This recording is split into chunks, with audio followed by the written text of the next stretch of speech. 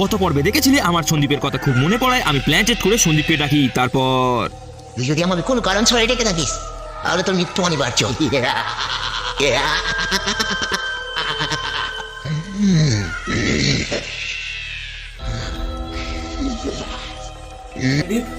তুই এরকম করে কেন কথা বলছিস?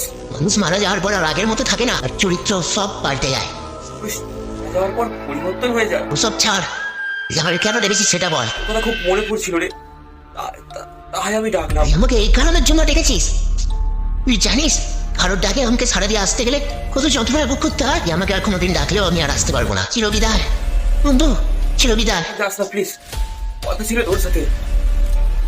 কথা প্লিজ যাস না। তারপর হঠাৎ করেই চোখের নিমেষে আমি দেখতে পেলাম সন্দীপ উধাও হয়ে গেল। তারপর ফোনের দিকে চোখ যেতেই আমি দেখতে পেলাম সন্দীপের ফটোটা আবারও ফোনের মধ্যে চলে এসেছে। মনটা খুব খারাপ হয়ে গেল। আমি জানি আর কোনোদিনও সন্দীপকে দেখতে পাবো না। Like, comment, share and subscribe.